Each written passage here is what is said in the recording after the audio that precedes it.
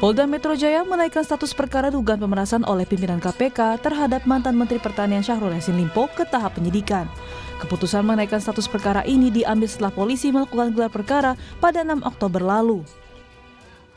Pasca pelaksanaan gelar perkara yang merekomendasikan status penyelidikan atas penanganan perkara yang dilakukan sebelumnya ke tahap penyidikan, selanjutnya akan diterbitkan surat perintah penyidikan.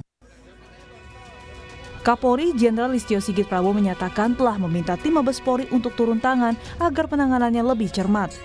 Kapolri juga mempersilahkan lembaga lain ikut mengawasi proses penyidikan agar tercipta rasa keadilan apakah kasus ini layak diteruskan atau tidak. Penanganannya harus cermat, harus hati-hati. Oleh karena itu saya minta tim dari Mabes untuk ikut turun mengasistensi sehingga di dalam proses penanganannya menjadi cermat. Karena kita tidak ingin Polri tidak profesional. Silahkan kalau ada lembaga yang ikut mengawasi. Sementara mantan mentan Syahrul Yassin Limpo usai perjalanan dinasnya ke luar negeri akhirnya memenuhi panggilan dari Polda Metro Jaya. Syahrul menjalani pemeriksaan di Polda Metro Jaya selama hampir 3 jam. Syahrul menyatakan telah memberikan keterangan terkait dugaan pemerasan oleh pimpinan KPK di kasus korupsi Kementan. Dugaan pemerasan oleh pimpinan KPK terhadap Mentan berujung beredar foto-foto Ketua KPK, Firly Bahuri bertemu mantan Menteri Pertanian Syahrul Yassin Limpo di sebuah lapangan bulu tangkis. Ketua KPK Firly membantah dirinya menerima uang $1 miliar dari Syahrul Limpo saat bermain bulu tangkis. Namun foto ini berujung pelaporan Ketua KPK Firly ke Dewan Pengawas KPK. Terkait laporan dugaan pelanggaran etik pimpinan ke Dewas KPK, kami hormati hak setiap masyarakat yang menyampaikan aduan. Kita tunggu hasil proses tersebut dengan tidak menyampaikan opini tanpa didasari fakta. Advokat senior Todung Mulya Lubis menyoroti kasus pemerasan oleh pimpinan KPK terhadap mantan mentan ini. Todung menyebut jika seorang pemimpin KPK harusnya dinonaktifkan dari jabatannya. Tudingan pemerasan, menurut saya itu tidak boleh didiamkan. Dan ini menyangkut KPK misalnya.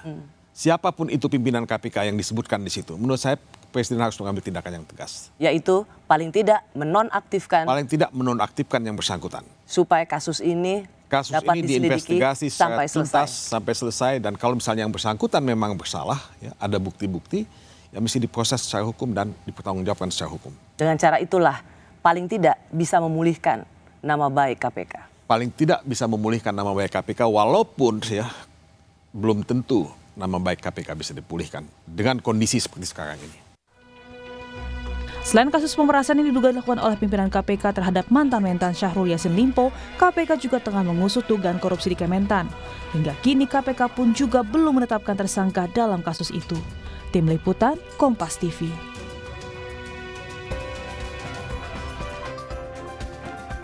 Saudara, kasus pemerasan pimpinan KPK terhadap mantan Menteri Pertanian Syahrul Yassin Limpo jadi sorotan akhir-akhir ini. Pasalnya, foto Ketua KPK Firly Bahuri bersama Syahrul beredar luas di media sosial dan membuat asumsi. Lalu benarkah terjadi pemerasan? Dan bagaimana dengan kepercayaan publik terhadap lembaga anti rasuah ini akibat kasus ini? Dan apakah polisi bisa sepenuhnya adil sesuai dengan porsi dalam pengusutan kasus ini? Kami hadirkan perbincangannya dengan sejumlah narasumber. Ada Kepala Bareskrim Polri periode 2009 hingga 2011, Komisaris Jenderal Purnawirawan Ito Sumardi. Lalu juga ada pimpinan KPK periode 2015 hingga 2019, Saud Situmorang. Selamat pagi Bapak-Bapak. Selamat pagi. Ya, kami juga nanti akan mencoba menghubungi salah satu mitra kerja KPK yang saat ini masih terus kami hubungi dari Komisi 3 DPR RI. Namun kami akan ke Pak Ito dulu. Pak Ito, saya tanpa bermaksud untuk menghadap-hadapkan antara KPK dan Polri begitu ya.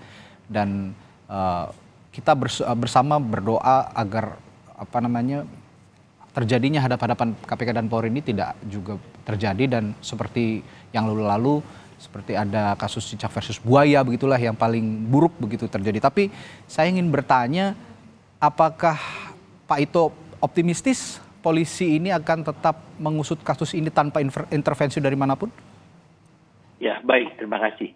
Ya. Yang pertama tentunya berdasarkan azas equality before the law ya, bahwa persamaan setiap orang di muka hukum, maka tentunya kita di sini juga harus menghargai ya, siapapun juga tetap memiliki sesuatu tanggung jawab di muka hukum yang sama, apapun jabatan maupun statusnya. Yang pertama itu.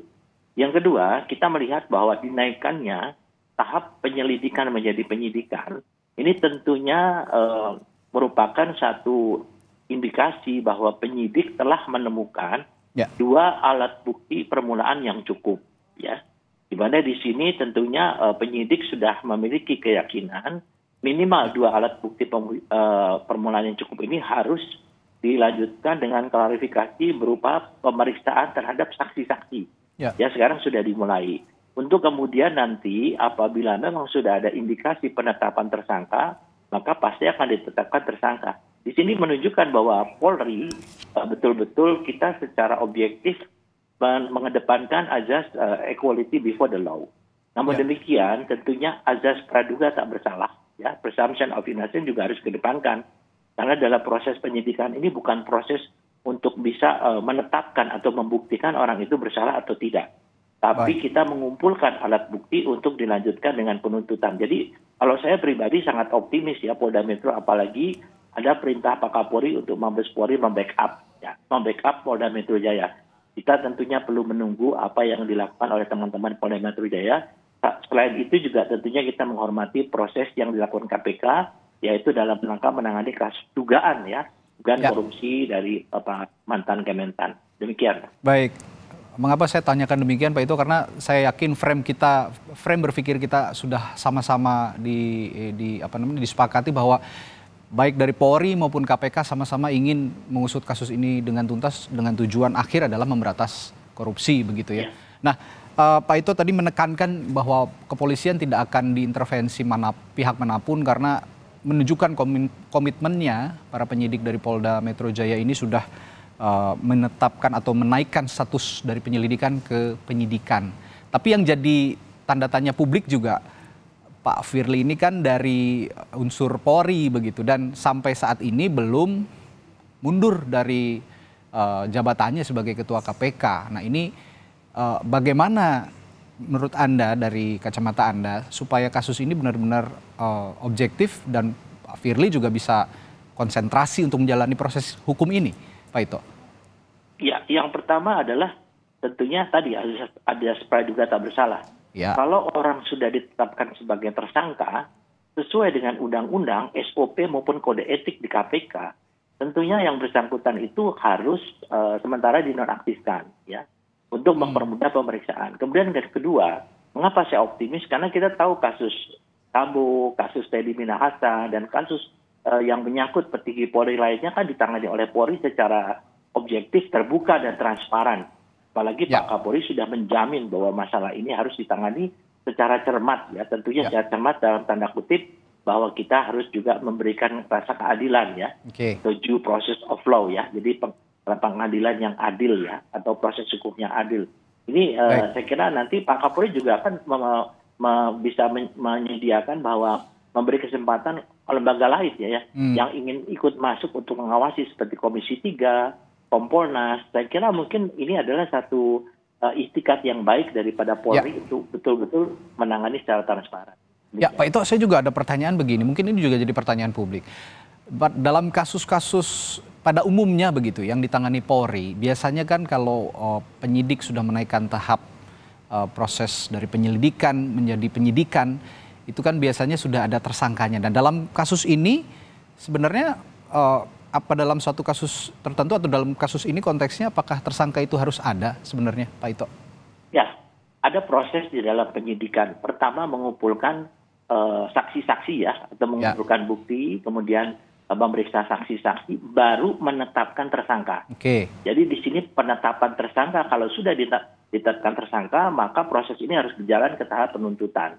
Sehingga di sini memang kita menunggu hasil gelar, ya, karena dari hasil sesuai dengan prosedur, ya, hasil pemeriksaan saksi-saksi dan pihak-pihak yang terkait, kemudian dilakukan gelar. Setelah gelar baru penyidik menetapkan siapa tersangka dan mengumumkan. Ini juga tentunya sama kasusnya yang di KPK saat ini. Saya kira mungkin Pak Saud akan lebih banyak menjelaskan bagaimana proses di KPK. Jadi di polisi sama sebenarnya. Belum ada gelar, tentunya belum bisa ditetapkan tersangka. Demikian.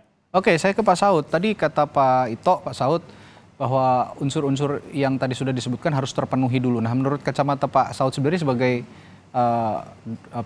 pernah duduk sebagai komisioner KPK di periode-periode sebelumnya, bagaimana Pak Saud? Ya, tentunya kalau kita bicara case ini, kita ambil case dulu yang foto ya, karena kita pisahkan dulu yang pemerasan ya.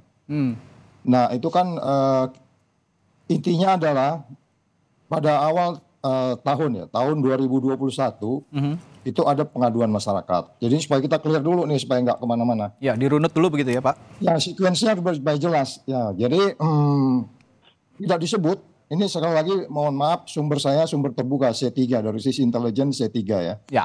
Tapi yang saya tangkap adalah pengaduan masyarakat itu tahun 2021, oke? Tapi tahun Juni dan Oktober 2022 itu ada bertemu. Diduga foto yang kemarin itu Oktober 2022. Ya. Oke. Jadi Juni kita nggak tahu tahun 2021-nya bulan berapa, tapi Juni Oktober itu ketemu 2 kali. Kemudian baru penyelidikannya awal 2023. Oke. Ya. Ada 3 tahapan tahun ya, penyelidikan pengaduan 2021, bertemu soal foto 2022, kemudian penyelidikan dimulai 2023, 13 Juni 2023 expose, sepakat sidik. Ini untuk kasusnya Yasin ya, kasusnya Menteri Pertanian ya. 13 Juni expose, sepakat 3 TSK. Beberapa hari setelah itu penyidik minta pimpinan menandatangani, tapi nggak ditandatangani sampai berapa lama. Sampai kemudian tanggal 25 Agustus 2023 Polda memanggil 2 orang, supir dan ajudan. Oke. Nah, 26 Oktober itu kemudian, tapi 26 Oktober itu setelah jadi artinya setelah Polda 25 Agustus 2023, 26 September saya ulangi 26 September 2023 tanda tangan sidik dimulai. Jadi hasil ekspos selidik kemarin itu sidik itu pasti sudah pastilah. Nama sudah jelas di situ ya. Jadi tanggal 26 September 2023. Nah, sekarang kita lihat kembali ke atas. Kalau memang Dumas itu masuk pengaduan masyarakat tahun 2021, kemudian terjadi foto kemarin itu Oktober 2022, berarti jelas mens reanya kita patut duga pertemuan foto itu ada kaitan dengan pasal 36 Undang-Undang KPK dengan pasal 65, which is itu pidana 5 tahun. Kita pisahkan dulu kasusnya pemerasannya ya. Kita bicara kasus foto dulu. Foto itu kan jelas, itu kan nggak boleh. Pasal 35 dan pasal 36 Undang-Undang KPK Jungto 65 itu pasal 65 itu dengan alasan apapun, sekali lagi saya ulangi, dengan alasan apapun pimpinan KPK tidak boleh bertemu dengan pihak yang berperkara, dan itu pidananya disebutkan dari Undang-Undang KPK 5 tahun. Jadi pertanyaan kembali lagi, kalau kita mau bicara case-nya ini terpisah, kasus pemerasannya dan kasus Limpo dan kasus dari yang disebut pelanggaran Undang-Undang KPK itu, ini memang harus dipisah dulu yang mana gitu. Kira-kira gitu, Mas. Ya. Oke, ini menarik dan tadi ini mungkin baru diungkapkan di pagi hari ini oleh Pak Saud. Tadi saya baru dengar ada 3 tersangka sudah ditetapkan tapi tidak ditandatangi begitu loh oleh pimpinan KPK untuk menangani kasus korupsi di Kementerian Pertanian ini. Nah, lalu saya tadi menanyakan hal yang sama kepada Pak Ito. Sebaiknya bagaimana agar kasus ini bisa seiring sejalan dengan kasus korupsinya, karena sampai saat ini juga Pak Firly kita ketahui belum mundur dari posisinya untuk fokus menjalani dugaan pemerasan ini, kasus hukum ini. Ya, karena praktis kan buat pimpinan itu ada 2 case ya, case pemerasan dan case yang melanggar Undang-Undang KPK. Jadi ada 2 case yang menyelimuti yang bersangkutan. Kalau Menteri Pertanian 1 case yang dia artinya memang dengan 2 orang yang lain, itu sudah nanti silakan KPK berproses di situ.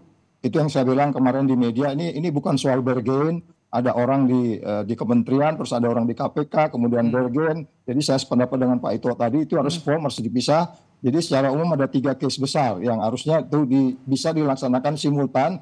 Tapi kalau mau baik dan kemudian tidak menimbulkan keraguan di publik, karena ini kan sekarang kita Indonesia bicara trust ya. Yeah. Lalu ini kita bicara kepercayaan, ya sebaiknya memang Presiden dengan bijak karena dia KPK di bawah pemerintah, dia diminta untuk istirahat dulu, tapi kemudian nanti kalau tidak terbukti nama baiknya dipulihkan. Kira-kira gitu Mas Radit. Ya, saya juga yakin publik sangat miris melihat kondisi KPK saat ini begitu, yang lembaga yang dulu diagung-agungkan, yang sangat agung lah bisa dikatakan untuk memberantas kasus korupsi, malah pimpinan-pimpinannya terseret kasus-kasus tertentu, apalagi ini kasus pemerasan begitu. Tapi begini Pak Saud, beberapa kali ada laporan dari masyarakat, aduan dari masyarakat ke Dewan Pengawas KPK, tapi kok terkesan mentah begitu, jadi tidak ditindaklanjuti dengan optimal.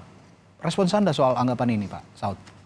Mas Adit, kalau kamu dewas nih sekarang, ada 5 instrumen alat ukur kamu. Itu nilai-nilai KPK. Nilainya itu gampang, saya selalu ulang-ulang, pasti penonton bosan nih Saud ngomongnya itu doang. Nilainya itu adalah yang bentuknya IS KPK.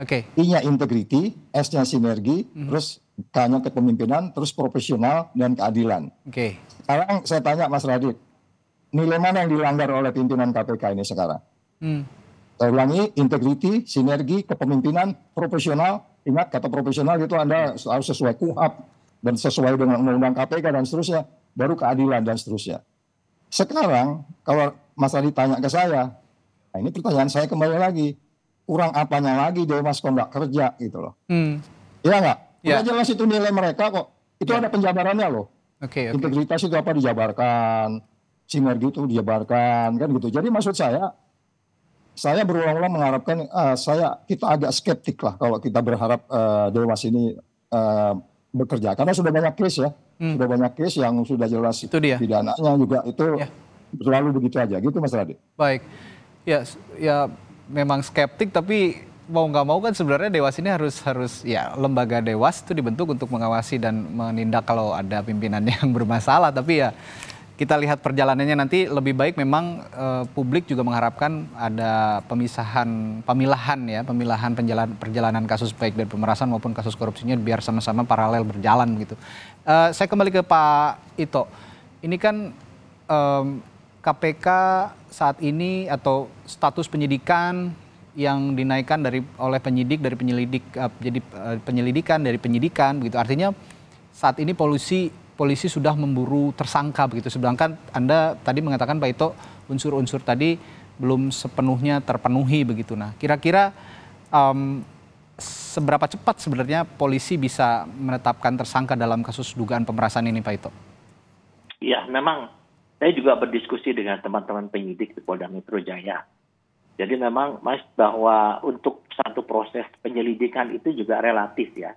Tergantung daripada seberapa cepat kita mendapatkan informasi. Nah, memang dalam proses kasus ini, itu setelah adanya dugaan ataupun yang dinaikannya untuk kasusnya Pak mantan-mentan ini, kemudian secara intensif masuklah laporan-laporan ke Polda Metro Jaya. Intensif ya, ini satu hal yang mungkin menarik ya. Sehingga membuat penyidik ini menjadi cepat untuk bisa mendapatkan beberapa bahan hingga bisa ditetapkan ada 2 alat bukti permulaan yang cukup sehingga dinaikkan penyidikan.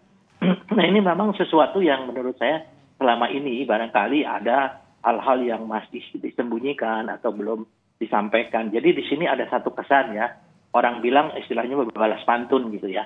Nah, tentunya bagi pihak kepolisian dalam ini Polda Metro Jaya dengan mendapatkan intensitas laporan-laporan dari masyarakat, yang ini kemudian dijadikan satu bahan untuk melakukan pendalaman daripada kasus ini.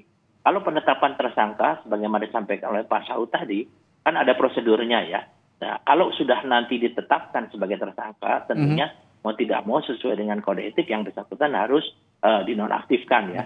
Kemudian tadi juga ada kasus masalah foto ya. Foto itu juga kan baru ada sekarang, sehingga bagi penyidik juga setelah menerima foto itu salah satu alat bukti yang sedang didalami saat ini dengan memanggil pihak-pihak yang terkait ya, yang ada di dalam event itu. Nah inilah yang membuat penyidikan ini seolah-olah terkesan selama ini kenapa lama tiba-tiba muncul. Nah ini karena adanya intensitas laporan-laporan yang masuk ke penyidik ya, sehingga bisa mempunyai keyakinan bahwa kasus ini adalah bisa dinaikkan ke tingkat penyidikan. Demikian. Baik, ngomong-ngomong foto Pak Ito dan juga alat bukti lainnya begitu, ini sebenarnya redaksi kami menerima lewat WhatsApp group gitu ya, dan mungkin beberapa pihak juga saat ini beredar menerima kronologis peristiwa seperti salah satunya yang diungkap Pak Saud itu tadi juga ya, beberapa runutan peristiwa yang dituangkan dalam satu tulisan dan akhirnya menjadi sebuah kronologis peristiwa dugaan pemerasan ini. Nah ini polisi sendiri dari Polda Metro Jaya menyatakan bahwa sebenarnya identitas pelapor ini akan dirahasiakan, akan dijaga begitu. Tapi pada nyatanya ini beredar begitu, ada kronologis peristiwa, dan bahkan di salah satu media disebut ini yang melaporkan ini atau yang memaparkan kronologis peristiwa ini adalah salah satu direktur di Kementerian Pertanian. Nah untuk melindungi pelapor dan juga saksi, sebenarnya dalam konteks kasus ini saya akan meminta respons dari Pak Ito juga, tapi setelah jeda Pak Ito, kita harus jeda dulu sebentar. Setelah jeda Sapa Indonesia Pagi akan kembali dengan perbincangan soal hal ini. Tetaplah bersama kami.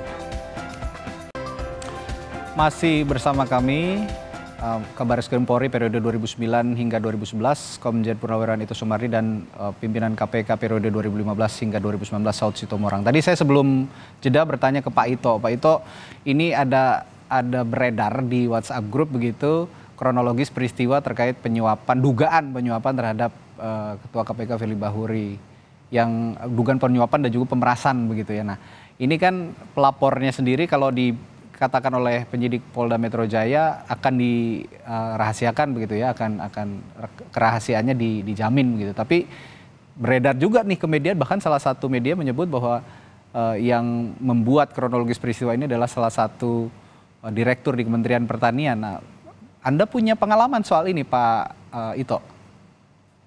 Ya, memang secara normatif itu pelapor itu harus dilindungi, itu sesuai dengan undang-undang. Ya.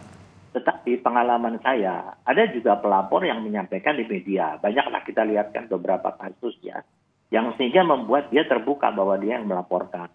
Nah kemudian kalau terkait dengan masalah foto itu, Mas ya, itu pengalaman saya, dulu juga ada pihak yang berperkara datang ke rumah saya. Padahal saya tidak undang sama sekali, sehingga saya bilang silakanlah kita ikuti saja aturan hukum yang berlaku. Dan kemudian besoknya muncul bahwa yang bersangkutan datang memberikan sesuatu kepada saya, dimunculkan di satu majalah terkenal ya. Sampai saya akhirnya minta supaya ini juga terkait dengan ini kan tentunya bisa kenapa Polda Metro memeriksa supir, memeriksa ajudan yang tentunya sama-sama profesinya dengan supir maupun ajudannya Pak Ketua Pimpinan KPK. Kemudian juga memeriksa pihak lain yang memungkinkan memfasilitasi adanya pertemuan tersebut. Tentunya ini sedang didalami dan kita tunggu saja hasilnya daripada penyidik Polda Metro, hingga akan ada keterkaitan atau benang merahnya. Apakah memang betul-betul kasus ini bisa dinaikkan ke tingkat penetapan sebagai tersangka atau tidak. Tapi kalau saya lihat Polda Metro Jaya sudah melakukan proses secara profesional ya. Dan saya kira nanti bukti-bukti yang ada tidak terbantah. Demikian. Ini kan tadi Bapak-Bapak mengatakan harus juga ada pemilahan gitu ya, kasus dugaan pemerasan ini dan juga kasus korupsi yang tengah ditangani KPK di Kementerian Pertanian begitu. Nah, saya ke Pak Saud terlebih dahulu. Supaya nggak kabur gitu Pak Saud. Sekarang kan konsentrasinya bahkan kasus korupsi di Kementerian Pertaniannya sendiri sebenarnya agak sedikit tersisihkan dengan kasus dugaan pemerasan yang diduga dilakukan oleh pimpinan KPK. Nah, supaya seiring sejalan itu memang sepertinya agak susah, tapi upaya apa sebenarnya yang bisa dilakukan untuk bisa tetap kasus ini dipilah tapi sama-sama berjalan seiringan antara KPK dan juga Polri begitu Pak Saud? Ya, normatifnya itu kan selalu kalau ada kasus pidana biasa dan pidana korupsi dan seterusnya, prioritasnya yang korupsi pidana tipikornya. Nah ini kan sebenarnya kasus ini kan kalau kita pisahkan ada 3 case ya. case pertamanya yang di Kementan, artinya terkait 3 orang, kemudian satu lagi kasus pimpinan KPK terkait dengan pasal 36 dan 65. Itu satu case, dan itu dinyatakan oleh Polda sudah sudah masuk penyidikan ya untuk pasal 36 dan 65-nya. Lalu kemudian kasus pemerasannya sendiri gitu. Apa ngerti nanti itu seperti apa? Tiga ini seperti apa namanya pihak dari Polda untuk menyelesaikannya. Tetapi di KPK itu itu harus jalan juga. Jadi saya kemarin juga di doorstop sama teman-teman media. Jangan, ini bukan bergen ini kasus. Iya, jangan sampai ini malah jadi bergen gitu loh Pak Saud. Itu maksud saya tadi.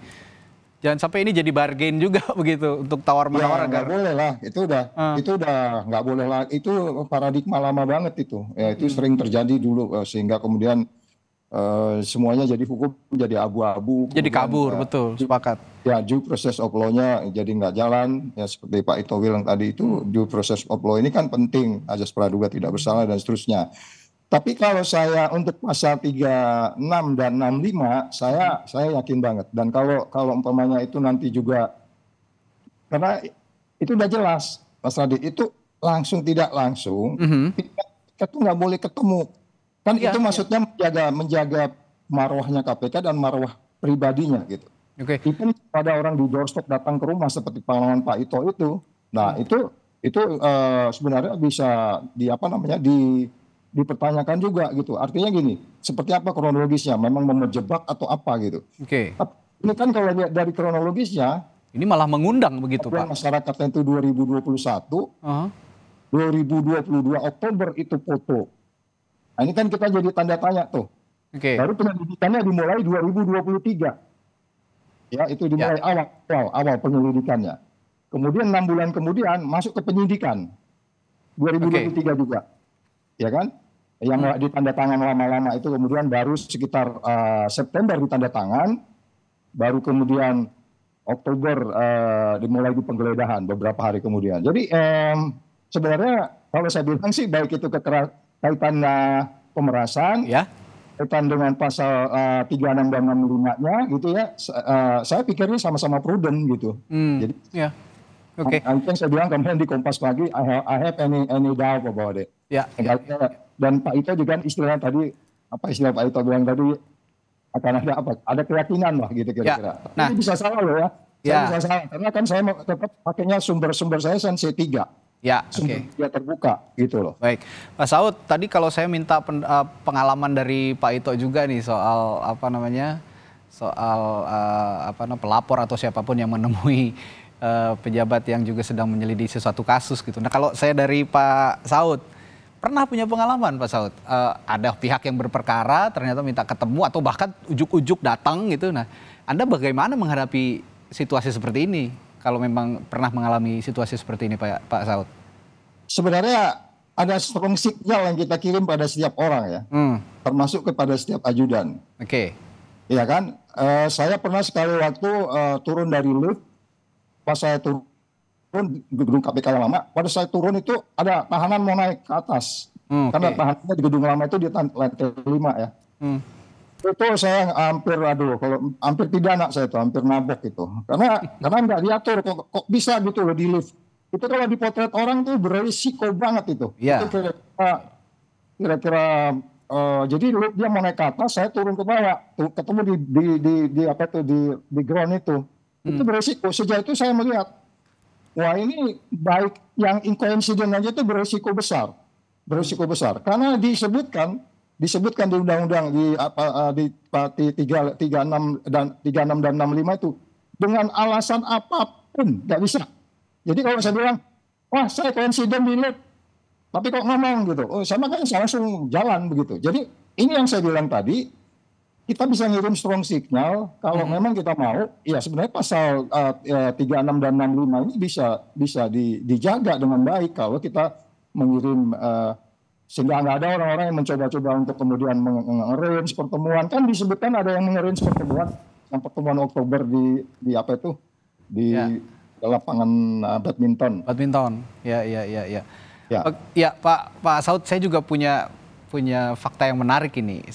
Di Harian Kompas beberapa hari yang lalu, tanggal 7 Oktober 2023, Wakil Ketua KPK Nawawi Pomolango saat ini menyatakan tidak bisa mengentari sesuatu ya yang tidak bisa diketahuinya, terutama soal dugaan pemerasan. Tapi dia berkata seperti ini, teman-teman di sana punya alasan untuk melakukan. Artinya teman-teman ini Polda Metro Jaya ya, punya alasan untuk melakukan. Saya menginterpretasikannya ini melakukan proses hukum terhadap dugaan pemerasan.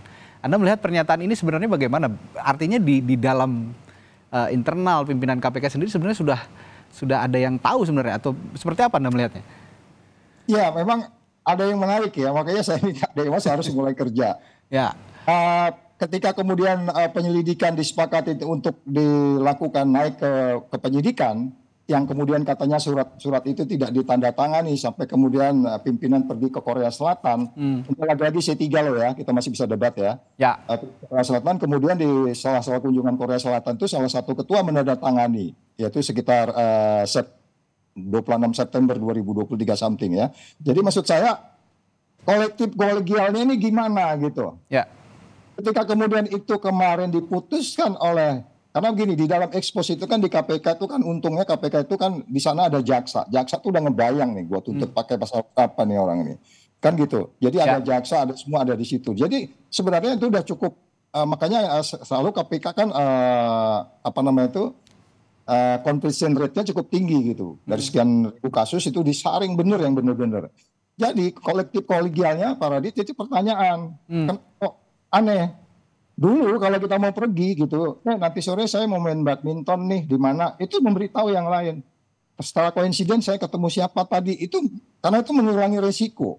Jadi waktu itu makanya kita melakukan riset di KPK itu ada ribuan risiko, terlebih pimpinan. Risikonya itu ratusan yang memungkinkan. Semua tadi itu termasuk kemungkinan ketemu di lift, atau saya makan di restoran, kemudian orang nyamper foto, pegang pundak saya. Apalagi kalau cewek cakep, segala macam. Itu semua diatur, foto aja harus begini, nggak boleh tangannya bagaimana. Itu sampai detail-detail itu dibuat. Jadi maksud saya, kalau detail-detail itu diikuti, termasuk detail-detail kolektif kolegial, mereka akan check and balance satu sama lain. Jadi check and balance antar kolektif kolegial kayaknya udah nggak jalan di sana. Baik, ya ini menarik sekali soal kolektif kolegial juga ya, bahwa pimpinan KPK juga harusnya ya berembuk begitu ya untuk menangani satu kasus, tapi sepertinya kayak jalan sendiri-sendiri begitu, termasuk pimpinan ketua KPK yang sekarang ini seperti kayak main sendiri begitulah ya kalau bisa dibilang. Saya ke Pak Ito lagi, Pak Ito, begini, di KPK itu kan juga banyak unsur kepolisian yang ditugaskan begitu ya di KPK. Nah, dengan adanya kasus seperti ini yang melibatkan pimpinan KPK yang juga faktanya adalah unsur dari kepolisian gitu ya.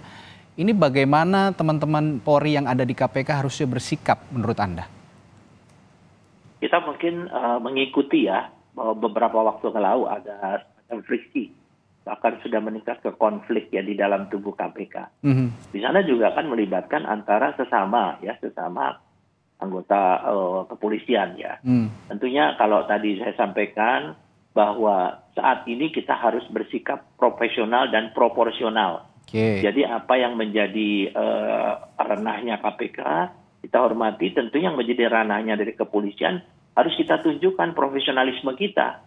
Tidak peduli siapapun juga. Tadi saya sudah sampaikan azas equality before the law. Siapapun juga tidak ada. Dan itu sudah dibuktikan dengan penanganan kasus Sambo, penanganan kasus Teddy Minahasa. Itu dua petinggi Polri dan itu the rising stars ya. Yang tentunya Pak Kapolri di situ tidak peduli siapapun juga harus ditindak. Dan Pak Kapolri sudah menetapkan, menyampaikan di beberapa media bahwa ini akan ditangani secara serius, bahkan beliau memerintahkan Mabes Polri untuk memberikan pendampingan. Jadi kita melihat endingnya nanti ya Mas ya, bahwa tentunya Polda Metro juga masalah ini akan berjalan, dan di sana juga di KPK juga kalau tidak salah mungkin Pak Saud bisa menjelaskan ada independensi ya. Seorang penyidik juga tidak bisa diintervensi oleh pimpinannya. Penegak deputinya juga kita lihat kan bahwa friksi yang terjadi pada saat masa lalu itu kan ada semacam yang setahu saya itu ada semacam ada intervensi aja, mereka protes, sehingga terjadilah beberapa kasus yang waktu itu kita ikuti. Saya kira ini menunjukkan bahwa di KPK pun juga mereka ada satu profesionalisme daripada para penyidik meskipun sesama anggota Polri ya, apalagi juga ada dari fungsi lain.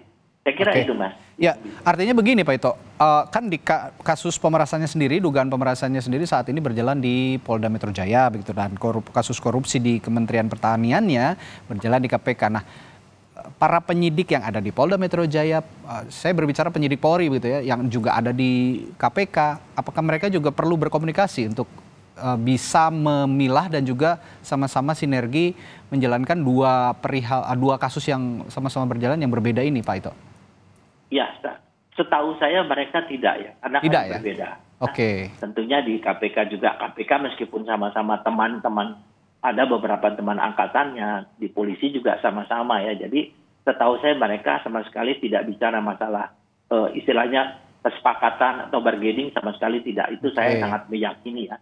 Karena integritas mereka itu betul-betul sudah teruji ya. Tapi tentu di masalah ini, kenapa kok sekarang istilahnya Polda Metro menangani dugaan ya satu kasus tindak pidana yang melibatkan pimpinan KPK yang kebetulan notabene juga mungkin ada kaitan dengan profesi kita. Nah, itu menunjukkan bahwa Polri ini harus profesional dan proporsional ya. Ya, kita tunggu, masyarakat kan nonton semua nih Mas. Jadi kasus ini sangat menarik perhatian masyarakat. Jadi kita nggak bisa main-main kan. Ya. Saya sangat yakin bahwa dalam waktu tidak terlalu lama kasus ini akan bergulir menuju ke arah yang sebenarnya, yaitu proses peradilan ya. Tentunya harus mengedepankan azas keadilan ya, due process of law dan juga presumption of innocence sebelum diputuskan oleh pengadilan ya. Artinya kalau ada anggapan bahwa kasus ini kemudian nantinya bisa menimbulkan friksi antara KPK dan Polri yang sama-sama kita khawatirkan mengarah ke kasus cicak versus buaya zaman dulu, itu terlalu jauh ya anggapan itu ya Pak Ito ya? Saya ngalami Mas, itu kan hanya masalah komunikasi. Iya makanya hanya masalah komunikasi sebenarnya. Teman saya dan saya ketemu dengan para penyidik waktu itu, mereka firm ya, di KPK mereka melaksanakan tugas secara profesional dan kita harus hargai. Kita tidak bisa mengintervensi gitu di sana. Itu yang saya alami ya. Saya yakin sampai sekarang masih demikian. Baik, Pak Saud, ini pertanyaan klasik tapi perlu ditanyakan oleh saya kepada Anda. Anda sebagai mantan komisioner KPK juga pasti memandang KPK saat ini ya citranya semakin terpuruk begitu ya, apalagi dengan adanya dugaan kasus pemerasan yang dilakukan oleh pimpinannya sendiri. Nah, untuk memulihkan citranya KPK saat ini, bagaimana langkah yang harus dilakukan KPK-nya sebagai lembaga ya, bukan hanya pimpinannya saja. Sebagai lembaga, KPK harus bagaimana Pak Saud? Ya, mohon maaf nanti kalau saya menyampaikan berikut ini pasti banyak yang sebel gitu ya. Karena gini, kalau ada waktu nanti Mas Radit dan masyarakat Indonesia coba baca ya daftar isian masalah, daftar isian masalah ketika Undang-Undang KPK itu dibuat. Oh, itu banyak sekali perdebatan yang menarik di situ. Karena waktu itu fraksi TNI Polri masih ada di sana waktu undang-undang dibuat. Itu menarik diskusinya. Sampai akhirnya ketemulah undang-undang KPK yang paling perfect sampai ada pasal 36 dan 65 tadi. Dan alasan apapun nggak boleh ketemu. Alasan apapun, entah itu sakit di rumah sakit kayak apa, nggak boleh ketemu pokoknya. Itu udah jelas dengan alasan apapun. Jadi maksudnya, kemudian kalau Mas Adi tanya, semuanya kan saya tetap saya boleh salah, tapi malapetaka ini terjadi ketika Undang-Undang 19 2019, Undang-Undang Revisi KPK itu datang. Karena dengan undang-undang itu, value, nilai di kepala semua orang yang ada di KPK itu totally berubah, mentalitinya berubah. Jadi kalau udah value-nya berubah, Anda mau dikasih staf kayak yang pinter-pinter ke apapun, berpotensi untuk kemudian memiliki noise yang tinggi gitu. Jadi kita tetap berpikiran bahwa orang yang di KPK itu sudah lewat psikotes, dan selalu yang dikirim ke KPK itu baik dari Polri, baik itu dari Kejaksaan, itu semua orang-orang the best. Nah, soal nanti seleksi di sana psikotes dengan standar KPK itu soal lain. Jadi artinya yang dikirim itu juga orang-orang the best di tempatnya. Iya. Tapi ketika kemudian KPK menjaganya dengan undang-undang lama, mereka dijaga. Itu yang Pak Ito bilang tadi. Mereka sangat independen. Saya nggak usah nyebut lah beberapa orang diantaranya yang sekarang berjoin dengan Pak Listio. Beberapa orang yang sempat keluar dari Polri, tapi kemudian dia masuk lagi. Kemudian di debat udah keluar kok masuk lagi. Enggak, mereka menunjukkan bahwa dia lulus tes wawasan kebangsaan. bahwa saya orang-orang berintegritas. Jadi maksudnya saya berpikir ya kita kembalikan kalau saya bilang si undang-undang supaya benar-benar independen. Kemudian mereka akan merasa bahwa dirinya itu diawasi oleh publik. Dengan menjadi ASN, mentalitinya itu berubah total. Oke. Penjaga penjara gitu. Dan saya berpikir termasuk hobinya pun berubah itu cara berpikirnya. Ya. Iya kan? Jangankan pimpinannya gitu loh. Bahkan ada kantin kejujuran saya dengar di sana itu ya. Ya, jadi makanya saya bilang sekali lagi, solusinya oke, undang-undang jelek, orangnya kalau dilaksanakan baik-baik. Sama dengan tadi, Dewas tadi itu. Itu ada Perdewas 0102, isinya IS KPK tadi itu. Oke. Tapi saya sih nggak bisa memastikan bahwa mereka otomatis bekerja. Jangan nunggu pengaduan masyarakat. Saya dengar kamu ada foto, itu nggak boleh, itu melanggar gitu. Oke. Kita lihat cuma slow down, paling nggak mereka expose lah. Oh ya, kami sudah mempelajari, kami sudah koordinasi dengan penyidik Polda bahwa memang sekitar Agustus sudah mulai dipanggil-panggil dan seterusnya. Jadi itu juga bagian daripada pengawas internal yang berbeda dengan pengawas internal ketika dulu pengawas internal itu di bawah satu deputi pengawas internal dan pengaduan masyarakat. Nah, sekarang Dewas ini mereka saya nggak tahu apakah punya tim yang mengawasi semua perilaku KPK 24 jam. Dulu kita diawasin. Oke. Saya kalau ngebutkan contoh berulang-ulang mungkin penonton pasti bosan. Saud ngomong itu lagi. Lengan pendek. Baik Pak Saud. Nanti lengan panjang gitu biar tertulis Pak Radit. Baik, ya semoga doa kita bersama lah Pak Saud agar KPK ini kembali ke terahnya sebagai lembaga yang atau tempat yang isinya orang-orang berintegritas. Tentu memang tidak bisa kita generalisir bahwa ada satu pihak yang terlibat dugaan kasus pemerasan atau apapun, akhirnya lembaganya jadi hancur. Kita harus sama-sama memulihkan itu dengan profesionalisme kerja juga dari Polri agar sama-sama bisa membantu citra KPK bisa pulih kembali. Baik, terima kasih Pak Ito Sumardi, Kabareskrim periode 2009-2011, Komjen Purnawirawan Ito Sumardi, dan juga Komisioner KPK periode 2015-2019, Pak Saud Sitomorang telah berbagi perspektifnya pagi hari ini. Terima kasih Bapak-Bapak, sehat selalu Pak.